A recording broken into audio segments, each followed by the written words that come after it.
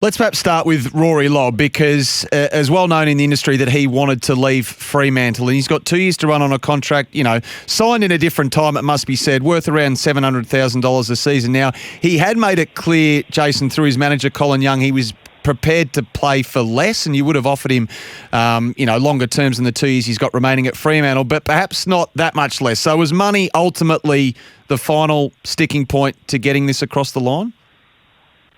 Yeah, ultimately it was. But in fairness to Rory, he was, he did and was prepared to take a cut on what he's currently on. Obviously, he would have got a longer term deal with us. But just with that, Fremantle, he's got 2 years to run on a contract.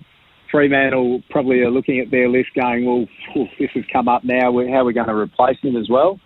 And the other factor was too, we would have needed a contribution financially from Freo to facilitate this deal. So when none of that was happening, I don't think in the end Rory actually technically requested a trade. So that was pretty much dead in the water by last weekend. Yeah. Night. So you never talked about a transaction in a trade sense, did you? It never got to that with Fremantle? I talked about what it could look like, but rightfully so, and a bit similar with us with the Bobby Hill scenario. Fremantle weren't willing to engage because they thought he was a required player and wanted to keep him. So it didn't go too far. Yeah, Mason's in Austin, Texas at the moment. He's heading to New York and he's having his holiday. He'll be back in a couple of weeks, 3 weeks, I think. So, look, at this stage, we'll be talking this afternoon with Collingwood and, he's out of contract. So, there was a discussion with Fremantle over the weekend. If Rory Lobb had gone, I think there was...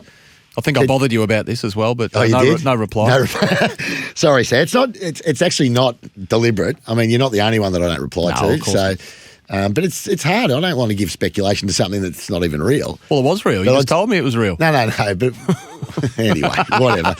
What I'm saying is that I spoke to Wolsey about it. Justin Longmuir had a chat with Mason because he knows him from Collingwood. And Boydie's over there as well, Matty Boyd. So if the Rory Lobb one had fallen over, there was a really good opportunity that they would have, if Rory had gone through to... If Rory had gone to the Giants, I think that would have been real. But and so, as I said, they had a chat.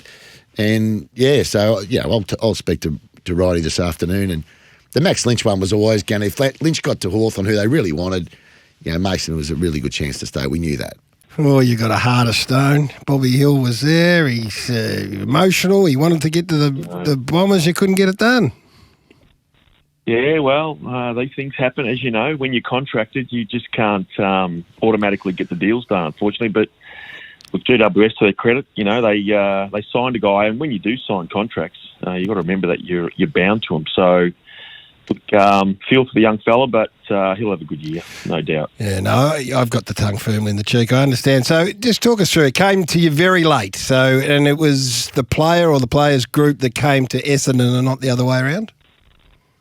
Yeah, a bit like that. I got wind of it probably a couple of weeks ago that there may have been something about to happen, but I didn't take it all that seriously until Friday when Colin Young had said to me that Bobby was definitely on the move to Melbourne, and he met with Collingwood, and then we thought, well, if he's met with Collingwood, then we'll certainly be part of the conversation. And we had a conversation with him, and he said he wanted to come to the Bombers, and that's basically what happened. That was Friday night, and then over the weekend, I had a conversation with Jason on Sunday, but he made it pretty clear that they were really hesitant to do anything. So you have to accept their decision. Was it always unlikely, Adrian? You can't read anyone's mind. You don't know what's going on. Obviously, you're hearing rumours about GWS possibly looking at players like Wingard, Bruce, or Lobb. So we thought that there was a possibility if they landed a player, and Jason was honest through the whole period as well, that that they wanted a small forward, and they've got one.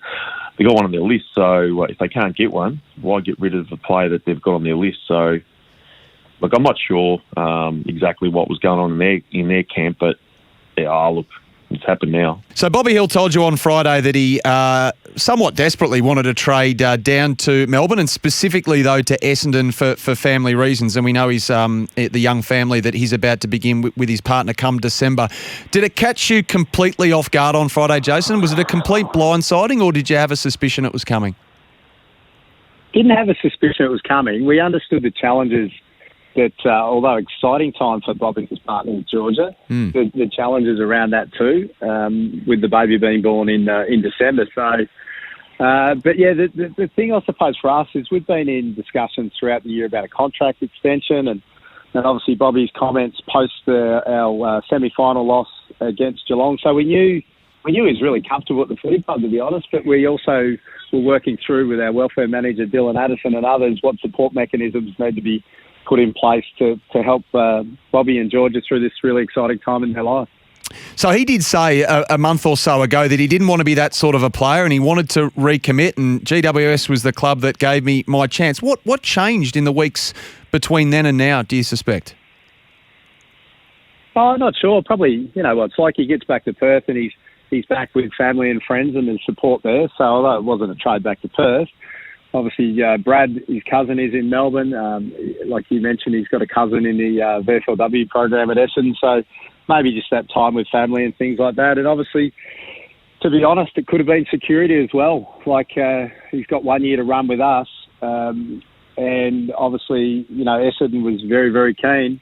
And that could have been a multiple year contract. So maybe that played a part as well. But no doubt the family piece and just that bit more support was something that was constantly mentioned to us. But we're fully aware of that and we're putting things in place. So the chats we'd had throughout the period with Bobby, look, we just made it clear to Bobby when he spoke with Leon did, and when I spoke to Bobby Monday night, that there's a high likelihood that this just won't happen. So we need to work together and work our way through this. So I'm sure we'll put the mechanisms in place and he'll be fine. He'll play some really good footy for us next year, because that's, for us, he's a valued player and really important. Like the deal that was put forward by Essendon in the end, and even Collingwood was a better deal, that's okay, but we're not about, we get lots of draft picks. Yeah. We're about the now. Well, we've got pick 2 and we've got pick 13. We haven't got a lot of list spots, so we don't really need more draft picks. We need to build with those 2 picks. Josh Fay is an academy player, should come in, and then we've got the group from last year, minus Jeremy Finlayson, so we're comfortable with that. Yeah, and I was going to say, I know the picks are no good to you at the moment, but would he have even from everything we've heard, he wouldn't have even entertained Collingwood anyway if it got to that, Jason? It was Essendon or bust. Well, it did feel late in the piece that could have shifted. Right. Just had a conversation with Collingwood. It wasn't a conversation I had with Colin or Andrew at Corporate Sports, but it was one from Collingwood that thought process may have shifted. But I'm not 100% certain if that's the case, but it was just one conversation. Justin, when did you sort of have on your radar Jordan Dawson and the knowledge that he could be wanting to come home to South Australia and start planning how you could make that happen for Adelaide Football Club?